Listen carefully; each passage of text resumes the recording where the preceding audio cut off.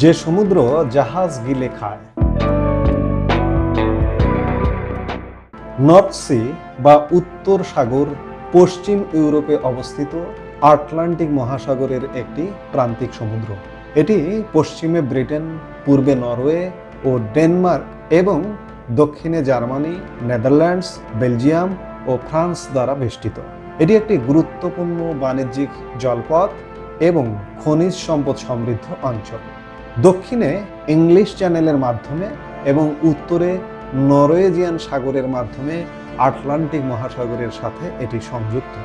এটি প্রায় 970 কিলোমিটার দীর্ঘ এবং 560 কিলোমিটার প্রশস্ত।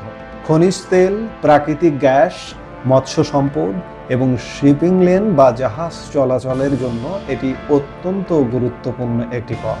এটি ঐতিহাসিকভাবে জার্মান মহাসমুদ্র নামেও পরিচিত ছিল। নর্থ সি তার দ্রুত পরিবর্তনশীল আবহাওয়া, অগভীর গভীরতা এবং ভূমিবেষ্টিত ভৌগোলিক অবস্থানের কারণে অত্যন্ত বিপজ্জনক ও ভয়াবহ, যা উচ্চ ও খাড়া ঢেউ তৈরি করে জাহাজ ডুবিয়ে দেয়।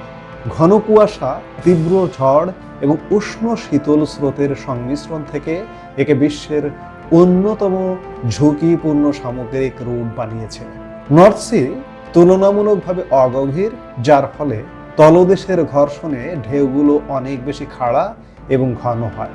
এটি বড় জাহাজকেও অখুশি কর্কের মতো এদিক ওদিক ছুঁড়ে ফেলতে পারে।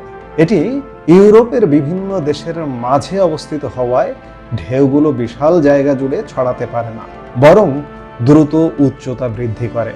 এখানে দ্রুত আবহাওয়া বদলায় এবং আকস্মিক ঝড় ও তীব্র বাতাস তৈরি হয়।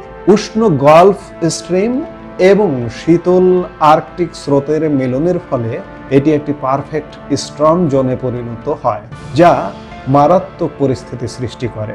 ঘন কুয়াশার কারণে দৃশ্যমানতা প্রায় শূন্যের কোঠায় নেমে আসে, যা জাহাজের চলাচলের জন্য অত্যন্ত বিপজ্জনক। এই বৈরী পরিবেশের কারণে নর্থ সির ইতিহাস অসংখ্য জাহাজ ডুবির ঘটনায় পূর্ণ, যাকে প্রায়শই জাহাজ গিলে খাওয়া সমুদ্র হিসেবে অভিহিত করা হয়।